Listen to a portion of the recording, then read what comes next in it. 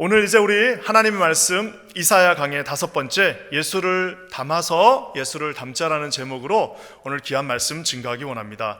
여러분, 전 세계에서요 예수님을 증거하기 가장 어려운 민족이 있습니다.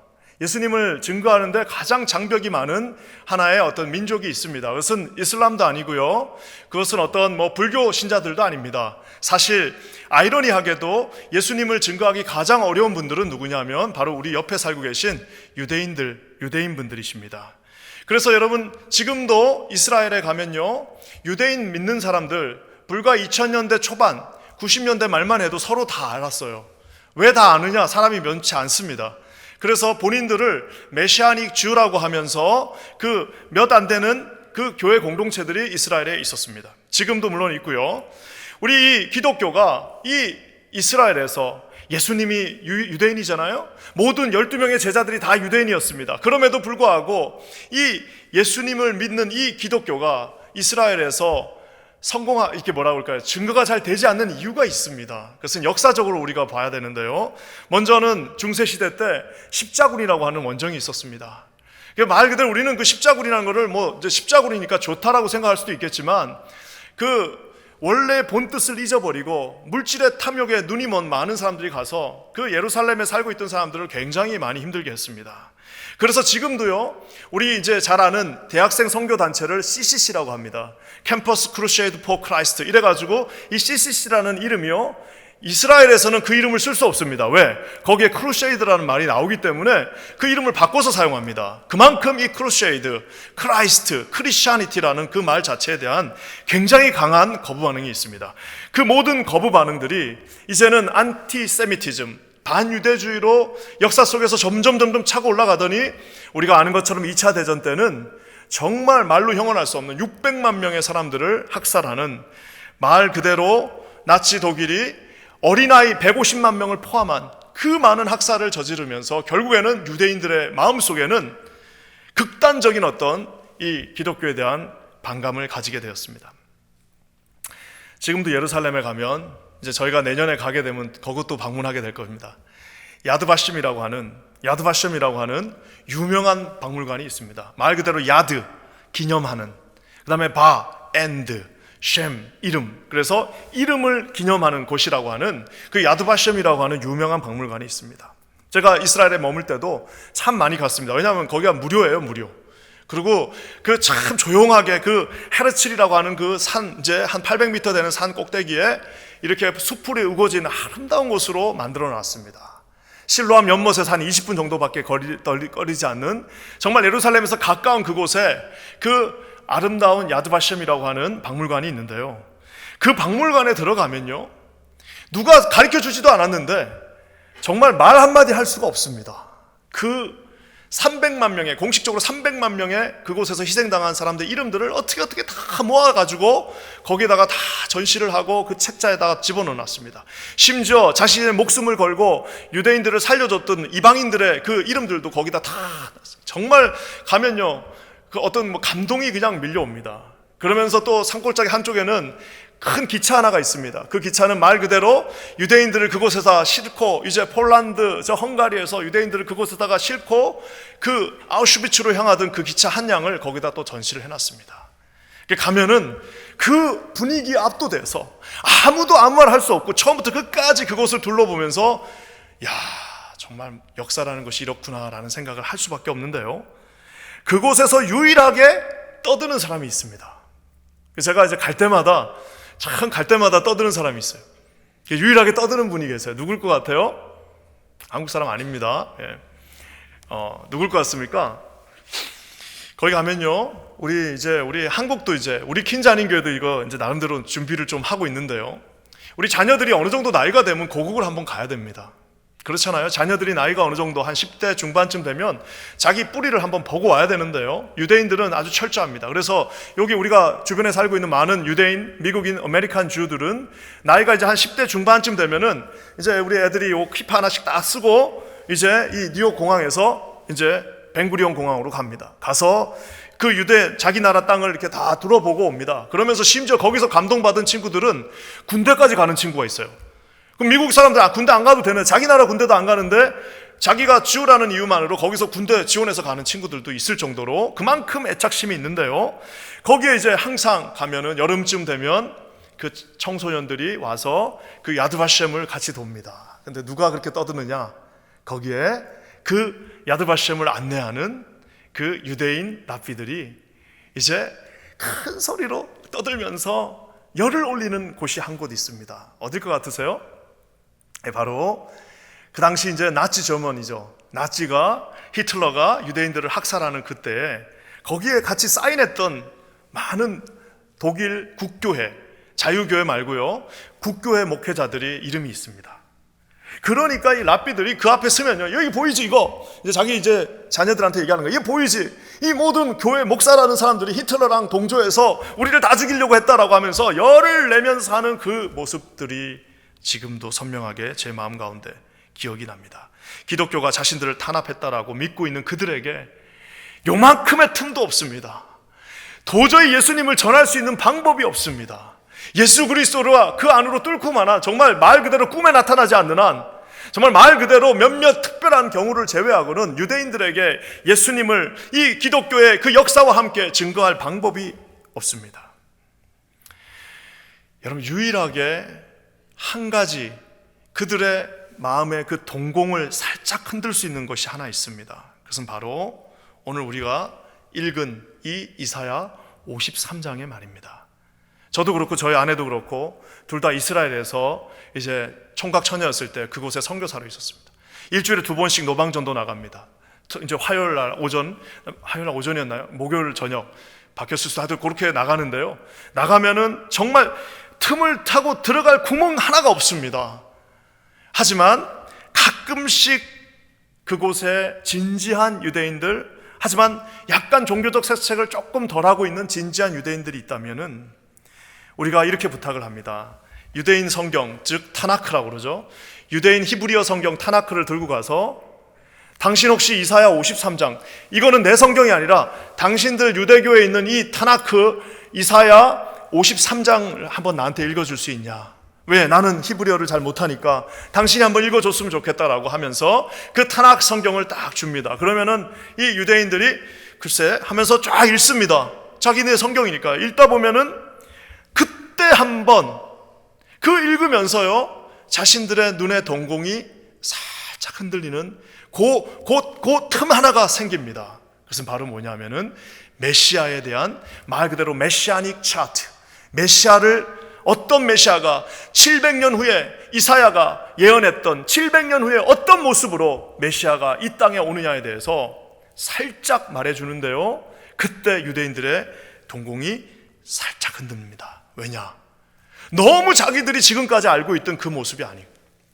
그래서 여러분, 어떤 면에서는 약간 과장된 면도 있지만 유대인들이 이사야 53장을 잘 안 읽는다는 말이 거기서 나온 겁니다. 왜? 자기들이 그렇게 알고 있었던, 그렇게 기대하고 있던 메시아의 모습하고는 전혀 다른 모습으로 하나님께서 메시아 예수와 하마시아, 예수가 그리스도다라고 하면서 우리에게 오신다라고 말씀해 주셨기 때문입니다. 사랑하는 성도 여러분, 오늘 저는 말씀을 통해서 우리를 당황하게 만들고 유대인들은 물론이며 저와 여러분들도 당황하게 만드는 예수님은 도대체 어떤 분이신지 오늘 이 말씀을 통해서 한번 살펴봤으면 좋겠습니다. 사랑하는 성도 여러분, 예수님은 어떤 모습일까요? 우리 항상 예수님 하면 아름다우신 하면서 놀라우신, 영광의 관쓰신 위대한 하나님의 아들 예수라고 말합니다. 여러분, 이것은 유대인들도 똑같이 지금도 그렇게 생각하고 있습니다. 그래서 유대인들에게는 아직 메시아가 오시지 않은 거예요. 왜? 그런 사람이 아직 안 왔기 때문에. 어떤 사람이냐? 말 그대로 그들은 여전히 다윗을 기다리고 있습니다. 다윗처럼 멋진 모습으로 갑자기 혜성처럼 나타나서 돌멩이 하나를 들고, 그것이 로마든 그것이 골리앗이든 그것이 무슨 어떤 초강대국이든 그것을 이 물맷돌 하나로 쓰러뜨려 줄 그 다윗을 기다리고 있습니다. 결국에는 자신들의 모든 영토들을 회복하고 온 열방들이 자신들의 그 시온산 앞에서 무릎을 꿇게 해줄 그런 지도자 메시아를 지금도 기다리고 있습니다. 지금도 안 왔어요. 지금도 오지 않았습니다. 사랑하는 성도 여러분, 어떤 의미에서 이것은 저와 여러분도 비슷하다고 볼 수 있습니다. 여기서 우리가 초라한 예수님 원하는 사람 누가 있습니까? 현대인들이 가장 싫어하는 단어 중 하나가 초라함입니다. 아마 여러분 우리는 초라하더라도 예수님은 좀 영광스럽고 관쓰식을 원하지 않습니까? 교회 중에서 초라함을 말하는 사람 없습니다. 그래서 오죽했으면 여러분, 우리가 옛날에 CNN의 레리 킹이라고 하는 유명한 그 아나운서가, 레리 킹이 그 사람은 이제 불가지론자입니다. 하나님이 있긴 있으나 우리 사람의 그 지식으로는 알 수 없다라고 믿는 그 레리 킹이 늘 하는 말이 있습니다. 그것은 뭐냐면, 나는 도저히 저 이해 안 되는 사람 하나가 있다라는 거예요. 누구죠? 교황입니다. 아니, 내가 알고 있는, 내가 지식적으로 알고 있는 예수님은 이렇게 초라한 모습으로 오셨는데 교황은 왜 저렇게 화려하냐라고 해서 자기가 정말 꼭 교황을 한번 인터뷰해보고 싶다고 말하는 이유가 바로 여기에 있습니다. 불가지론자, 즉 하나님은 있으나 정확하게 누군지 모르는 사람의 눈에 이 성경은 너무나도 모순적이며 저를 포함한 모든 교회 종교 지도자들의 모습은 위선적일 수밖에 없다고 그가 말하고 있습니다. 사랑하는 성도 여러분, 우리 가운데 초라한 예수님을 원하는 사람이 없습니다.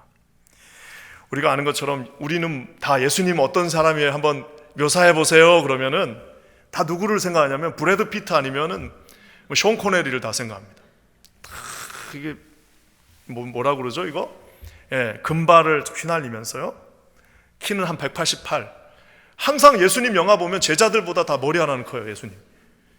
그게 왜 그렇게 되느냐? 우리가 아까도 잠깐 얘기한 CCC, 이 빌 브라이트 박사님께서 진짜 그분이 인생의 꿈이 하나 있었습니다. 50년대부터 뭘 준비했냐면은 반드시 내가 이제 앞으로 이 미디어 시대가 되는데 내 예수님 영화를 한번 만들어 보겠다 갖고 CCC 출신의 모든 실업자들, 재력자들에게 도움을 요청해 갖고 엄청난 금액을 투자해 가지고 79년도에 드디어 근 20년간을 준비하고 9년 동안 실질적으로 준비하고 5년 동안 투자해 가지고 빌 브라이트 박사의 주도하에 1979년에 지저스 필름 프로젝트, 즉 우리가 아는 그 예수 영화가 나왔습니다.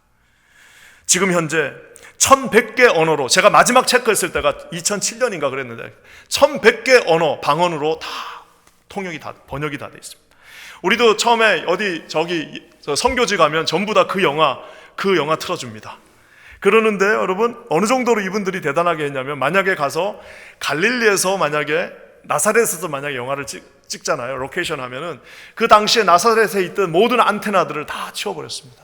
나사렛에 세워진 현대적 건물들을 다 철거하고 이쪽으로 옆으로 몰아놓고 정말 말 그대로 누가복음에 나와 있는 그 지명 그곳에 가서 찍었습니다. 심지어 어느 정도까지 대단하게 신경을 썼냐면은 갈릴리에서 물고기 잡는 장면에서는 진짜 갈릴리에서 잡은 물고기를 거기다 갖다 놨습니다. 중국산, 호주산, 노르웨이산 물고기가 아니라 진짜 갈릴리에서 잡은 물고기를 그 앞에다 갖다 놓고 그 영화를 찍었습니다. 여기에 예수님의 역할로 나오신 유명한 영국인 배우가 있습니다. 브라이언 디컨이라고. 이름이 브라이언 디컨이니까 어떤 사람은 브라이언 집사님이세요? 라고 말하는 분도 있어요. 그냥 이름이 디컨입니다. 브라이언 디컨인데요, 이분이 무려 900명을, 이 감독이요 900명을 그 화면 앞에 다 세웠습니다. 화면 테스트를 900명을 해갖고 뽑은 사람이 이 브라이언 디컨입니다. 영국인이었고 말 그대로 왕립 연극단에서 있었던 사람이 당첨되었는데요, 어느 정도로 이 역할에 최선을 다했냐면은 이 누가복음에 나오는 예수님의 모든 대사를 다 외웠습니다. 그래서 이 영화는요, 말 그대로 처음에 나와서 예수님이 인사하는 것 빼고는 전부 다 누가복음에 나와 있는 그 말 그대로입니다. 그 배우가 금발이었습니다. 그 배우가 탁 쓰면은 참 자세가 나옵니다. 너무 멋있어요. 그래서 저와 여러분의 마음속에는 예수님은 키 188, 금발, 그리고 선한 얼굴을 가진 멋있게 생긴, 거기다 수염까지 멋있게 난 그런 중동 사람이 아니라 유럽의 멋진 어떤 귀족의 한 사람으로 그려집니다. 아무리 누추한 옷을 입어도, 예수님이 아무리 옷은 누추하게 입혀요. 옷은 누추하게 입히고 그 옆에 있는 그 제자들은 다 누추하게 만들어놔도 예수님만큼은 어떻게 해요? 말 그대로 옛날 중세 성화 벽화에는 다 아우라가 있었던 것처럼 예수님만큼은 키 188, 그 다음에 웨스턴의 그 멋진 배우로 세워야 됐다라고 하는 우리의 바람이 그곳에 들어가 있습니다. 꼭 보면은 근데 예수님 영화 보면 베드로는 꼭 대머리로 나와요. 그래서 내가 참 꼭 좀 뚱뚱한 대머리나. 그래서 제가 오히려 내가 볼 때는 여기까지만 얘기하겠습니다. 그래서 중요한 건 뭐냐면요, 그래서 저희들의 마음속에는 예수님의 초라함은 상상할 수도 없어요. 하지만 여러분, 오늘 예수님이 어떤 분이셨습니까? 이사야 53장 1절과 2절이 이렇게 증언합니다. 다 같이 한번 읽겠습니다. 시작. 우리가 전한 것을 누가 믿겠느냐? 여호와의 팔이 누구에게 나타났느냐? 그는 주 앞에서 자라나기를 연한 순 같고 마른 땅에서 나온 뿌리 같아서 고운 모양도 없고 풍채도 없은즉 우리가 보기에 흠모할 만한 아름다운 것이 없도다. 믿을 수 없는 충격적인, 그래서 여러분 이사야 53장 1절이 어떻게 시작합니까? 내가 전한 이것을 도대체 누가 믿겠냐? 아무도 안 믿을 거다. 이사야는 봤어요. 이사야는 700년 전에 예수가 오신다는 것을 보았습니다. 하지만 내가 전하는 이것을 도대체 누가 믿겠냐? 아무도 안 믿을 거다. 왜? 그는 고운 모양도 없고 풍채도 없고 보기에 흠모할 만한 아름다운 것이 없다라고 말하고 있습니다. 사랑하는 성도 여러분, 오늘 우리 주님께서 왜 우리 가운데 효과적으로 왕으로 오시면 얼마나 멋있습니까? 멋진 왕으로 다윗과 같은 모습으로 물맷돌 하나로 그 대제국을 무너뜨리면서 등장하면 얼마나 멋있겠만은, 우리 주님은 우리 예상과는 다르게 너무나도 초라한 모습, 흠모할 만한 아름다운 것이 하나도 없는 정말 수수하다 못해 초라한 모습으로 등장하고 계십니다. 왜 그러실까요? 여러분, 왜 그러실까요? 사랑하는 성도 여러분, 저 깊이 한번 묵상해 봤습니다. 왜 그러실까요? 답은 다 알고 있잖아요. 그렇지만 여러분, 왜 그러셨을까요? 저는 하나님 앞에 기도하면서 주님이 주신 마음은, 하나님이 세상을 이처럼 사랑하사 독생자를 그냥 주신 것이 아니라 정말 우리에게 누구든지 예수를 믿는 모든 자에게 구원을 주시기 위하여, 그 영생의 기쁨을 주시기 위하여 주님이 이 땅에 가장 연약하고 가장 초라하고 가장 볼품없고 어디 가나 밟히는 모습으로 우리 가운데 왔습니다. 우리가 아는 것처럼 여러분, 인간들 사이에서 옛날에 어떤 윈저공이었나요? 에드워드 8세라고 한 그 윈저공이 미국에 있는 어떤 이미 이혼한 여자분 심슨 부인이라고 같이 결혼하기 위해서 자기 왕관을 포기했습니다. 그까지 왕관 하나 포기했다고 전 세계 매스 미디어가 다 난리가 나. 어떻게 왕이 왕관을 포기하고 여자랑 결혼하냐, 이혼녀랑 결혼하냐 해가지고 이 모든 난리가 났는데요, 여러분, 우리 하나님께서는 왕관 하나를 포기하고 인간 대 인간의 이동이 아니라 하나님께서 친히 인카네이트, 성육신 되어서 가장 초라한 모습으로 우리 가운데 오셨습니다. 왜냐? 하나님이 우리를 이처럼 사랑하사. 사람들은 그거 왕관 하나 버린 거 가지고 사람들 난리가 난. 하지만 여러분, 우리 주님은 왕관을 버리신 것이 아니라 하나님을 버리시고 그 보좌를 버리시고 이 땅에 오셨습니다. 어떻게 모습으로요? 아름답지 않은 모습으로요. 저와 여러분들, 아름답지 않은 저와 여러분들에게 오신 이 초라한 주님, 개의치 않는 주님, 마치 도저히 인간의 모습에서는 어떻게 비교할 게 없다. 만약 우리 어머니들이 예전에 행상을 하면서 시골 장에서 그 지저분한 모습으로 그곳에서 돈 벌어가지고 어떻게 합니까? 자기 자신은 뻔듯하게 키우는 그 마음처럼 우리 주님이 초라함을 개의치 않으시고 이 땅에 오셨습니다. 우리 주님께서 나약함을 개의치 않고 약한 아이의 모습으로 이 땅에 오셨습니다. 왜냐? 저와 여러분을 깊이 사랑하셨기 때문입니다. 여러분, 이 가운데 주님이 주시는 믿음의 눈이 열리시기를 주님의 이름으로 간절히 축원합니다. 이런 초라한 메시아가 오니까 사람들의 반응이 어떻습니까? 참 신기하죠? 초라한 메시아가 오셔서 하신 일이 뭐냐? 여러분, 우리 3절 말씀 한번 읽어볼까요? 초라하신 분이 오셔서 하신 일이 있습니다. 3절입니다. 다 같이 한번 읽겠습니다. 시작. 그는 멸시를 받아 사람들에게 버림받았으며 강고를 많이 겪었으며 질고를 아는 자라. 마치 사람들이 그에게서 얼굴을 가리는 것 같이 멸시를 당하였고 우리도 그를 귀히 여기지 아니하였도다. 초라함의 결과는 멸시를 당하셨습니다.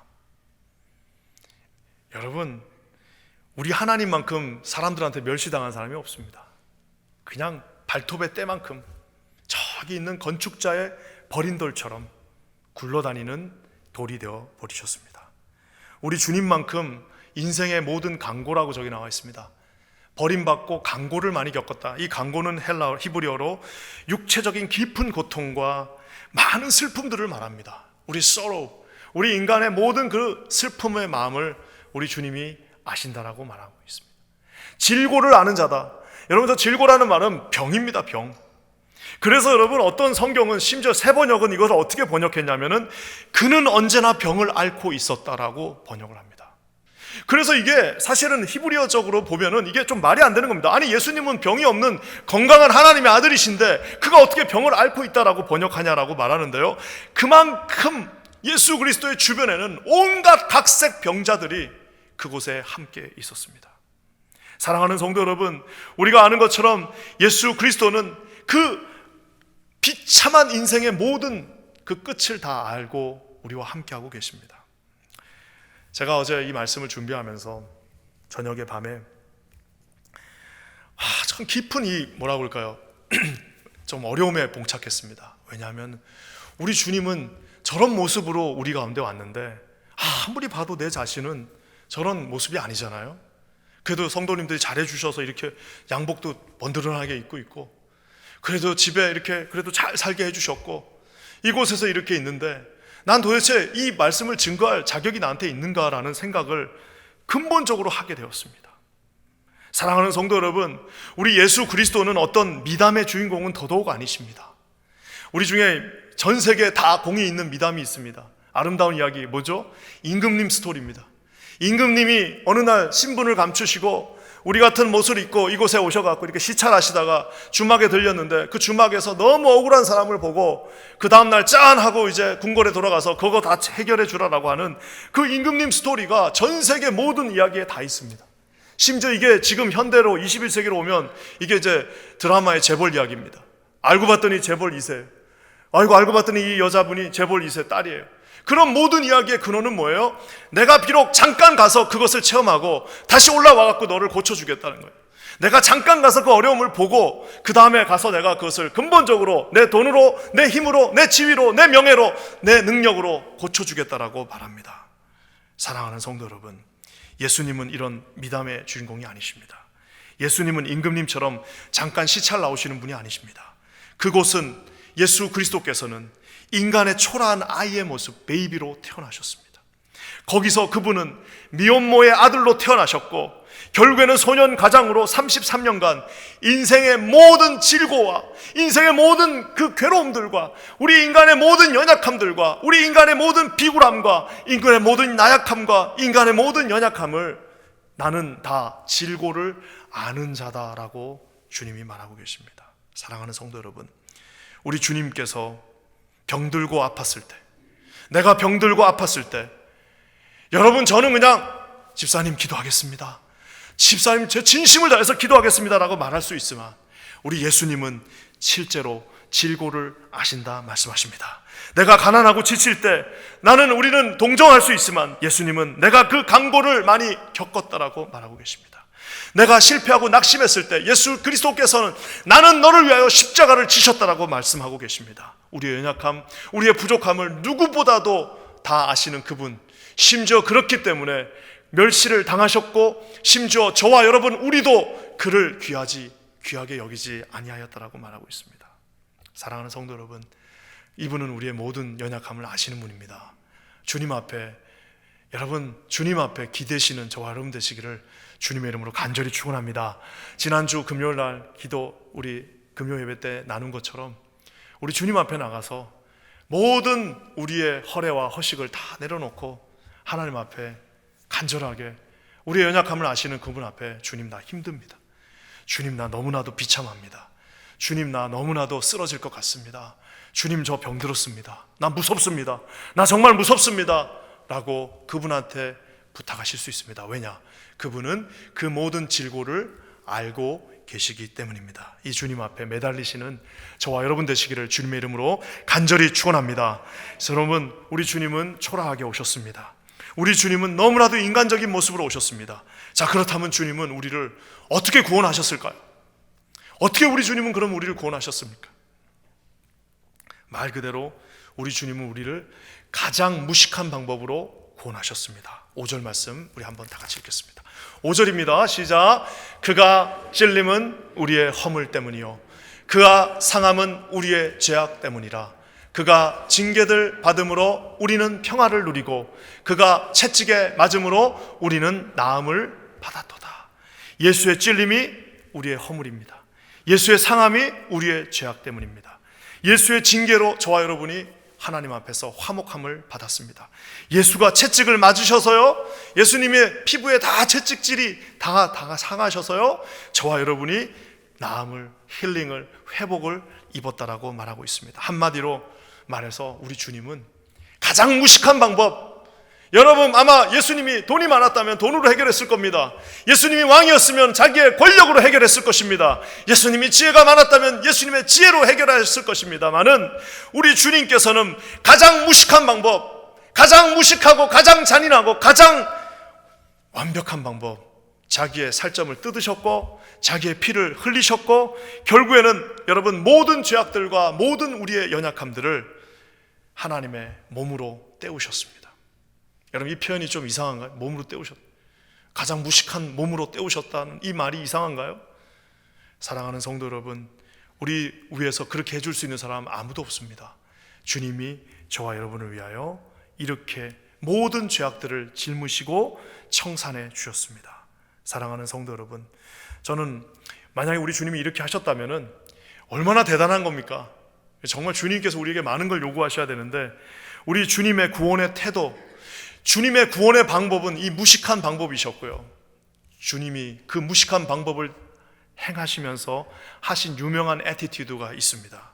그것은 바로 가장 침묵적 순종이었습니다. 우리 6절과 7절 말씀 한번, 주님이 어떻게 그 무식한 방법으로 그렇게 얻어맞으시고 십자가에 못 박히시고 채찍에 맞으시고 창으로 찔림을 당하시고 온 피와 모든 물을 다 쏟는 그때 주님이 어떻게 하셨는지 그분의 애티튜드를 한번 보겠습니다. 6절과 7절입니다. 다 같이 한번 읽어볼게요. 시작.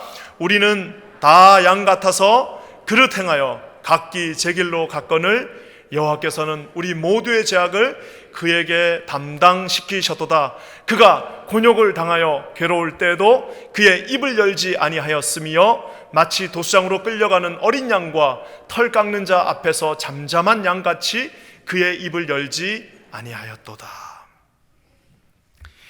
예수님이 말 재밌게 하시고 아주 근엄하시고 이러신 분이신 우리가 성경 전체에서 볼 수가 있습니다만은 주님이 유일하게 그 모든 피리어드 기간 동안에 침묵하신, 바로 이 고난의 시간에 침묵하셨습니다. 이 말씀을 6절과 7절을 보면 두 마리 양이 나옵니다. 한 마리 양은 저와 여러분이에요. 뭐래요? 다 그릇 행하여 잘 가지도 않는데 다 자기가 판단해가지고 자기가 맞다고 그러면서 그 맞다고 한 자기 판단의 끝은 뭐냐? 그릇 행함입니다. 자기 길로 갔다라고 얘기합니다. 하지만 여호와께서 그 어린 양 되신 예수 그리스도 도수장으로 끌려가시면서 단 한마디 말씀도 하지 않으시면서 주님은 자신의 몸으로 우리를 구원하신 그 구원을 침묵하심으로 이루셨습니다. 잠잠한 양같이 주의 길을 걸어가셨습니다. 하나님께서 원하시는 길, 하나님 앞에 순종하는 길, 모든 것을 아시기에 주님은 침묵하시고 그 길을 걸어가셨습니다. 사랑하는 성도 여러분, 저와 여러분의 마음속에 우리 주님께서 우리에게 말 그대로 몸으로 다 떼어서 우리를 구원해 주셨습니다. 그리고 그 방법은 침묵이셨습니다. 저는 저와 여러분들이 하나님의 이 모습을 조금이라도 흉내내실 수 있는 인생들 되시기를 주님의 이름으로 간절히 축원합니다. 제가 청년부 사역하고 중고등부 사역하고 30대 때 20대 때 목회자였을 때 그때도 저는 금식을 좋아했습니다. 이상하게 저는 금식을 남대로는 많이 했던 것 같습니다. 청년부 목회할 때도 1년에 꼭 금식하는 시간들이 쫙 있었습니다. 금식하고 참 즐거웠어요. 감사하고 기뻤는데요, 제가 우리 교회 와가지고 이제 교회 이 큰 아름다운 교회를 끌고 가다 보니까 누가 말하지도 않았는데, 누가 시키지도 않았는데 금식을 하지 말래도 할 수밖에 없습니다. 금식을 하는 이유는 한 가지입니다. 그것은 바로 금식만큼 하나님 앞에 효과적으로 침묵할 수 있는 방법이 없습니다. 여러분, 제가 해보니까라는 말은 이게 뭐 좋은 말은 아니라고 그러는데 결국에는 가장 효과적인 방법은 하나님 앞에 침묵하고 기도하는 길입니다. 사랑하는 성도 여러분, 저는 우리 중에 얼마나 많은 사람들이 말은 하는데 행하지 않는 목회자로 인해서 얼마나 많은 사람들이 상처를 받았는지 모릅니다. 아마 교회 왔다가 교회 떠나신 분들 대부분은 다 목사님들 때문에 상처받았다고 말합니다. 말은 잘하는데, 저를 포함해서 그렇게 말은 잘하는데, 그 말은 잘하지만 전혀 행함이 없는, 자기의 몸은 1도 주지 않으려고 하는 그 사람들 앞에서 많은 성도들이 지치고, 말하는 목회자는 이제는 싫다라고 하는 사람들을 보게 됩니다. 사랑하는 성도 여러분, 우리 퀸즈하는교회 모든 교육자들이 말하는 목회자들이 아니라 하나님 앞에서 침묵하며 주님 앞에 주님의 길을 가는 교육자들이 될 수 있도록 여러분 기도해 주시기를 주님의 이름으로 간절히 축원합니다. 그뿐만 아니라 여러분, 교회에서 모든 리더들도 마찬가지입니다. 세상에 여러분 리더들, 말 많은 리더들이 있습니다. 여러분, 자기는 그것이 다 맞다라고 생각하고 저기 나와 있는 것처럼 다 양 같아서 그릇 행하여 각기 제 길로 갔다라고 말하고 있습니다. 다 자기 생각이 맞다라고 생각하는 그 리더들이 있습니다. 말은 많지만 하나님 앞에 침묵하지 않는 리더들 얼마나 피곤한지 모릅니다. 다 서로 힘들어하는데 본인만 몰라요. 사랑하는 성도 여러분, 말하는 리더가 아니라 하나님 앞에 침묵하며 하나님 앞에 간절히 간구하며 기도하며 무릎으로 하나님의 뜻을 이루는 우리 퀸즈하는교회 모든 리더십들, 모든 하나님 백성들, 모든 성도님들 되시기를 주님의 이름으로 간절히 축원합니다. 여러분, 진짜 감사한 것은 우리 이제 요즘은 당회하면서 제가 늘 우리 당회원 장로님들한테 부탁드립니다. 우리 함께 기도, 이제 매달마다 당회를 하잖아요. 오늘도 당회 금식하면서 기도하자라고 얘기합니다. 금식하면서 이 당회를 위해서 우리가 하나님 앞에 뭔가를 말하는 것이 아니라 하나님 앞에 금식하고 기도하면서 당회를 준비하자고 합니다. 얼마나 감사한지 몰라요. 다 같이 금식하고 기도하고 하나님 앞에 나아갑니다. 우리 퀸즈 아닌 교회가 하나님 앞에 이러한 애티튜드로 서는 교회가 되기를 주님의 이름으로 간절히 축원합니다. 사랑하는 성도님들도 마찬가지입니다. 말하기 좋아하는 사람들이 있습니다. 여러분, 이게 무슨 성격의 문제 아닙니다. 밝은 사람들이 있어요. 저도 밝은 사람, 말하는 거 좋아합니다. 그렇지만 여러분, 여기서 말하는 말이라는 것은 또 다른 차원입니다. 말하기 좋아하는 사람들은 결국 두 가지 중에 하나에 빠집니다. 좀 잘하면 어떻게 됩니까? 자기 자랑. 좀 못하면 어떻게 됩니까? 자기 연민. 그래서 자기가 자기를 막 갉아먹어요. 말하는 사람들은 그렇게 됩니다. 하지만 여러분, 하나님 앞에 침묵하고 기도하며 주님의 길을 따르고자 하는 모든 자들에게 오늘 주님이 주님의 마음을 담아서 주님을 닮게 해주실 것입니다. 여러분, 말하는 사람이 아니라 하나님 앞에 주를 닮은 사람 되시기를 주님의 이름으로 간절히 축원합니다. 오늘 말씀을 마치겠습니다. 마무리하면서요, 우리에게 주어진 길, 바로 예수 그리스도의 길이 초라한 길이셨습니다. 하지만 우리 모두를 구원하셨습니다. 인간적인 예수님 다 알고 계십니다. 여러분, 가셔서 체면 다 내려놓으시고 하나님 앞에 기도하시기 바랍니다. 그러면서 우리 주님은 끝까지 침묵하시며 주의 길을 이루셨습니다.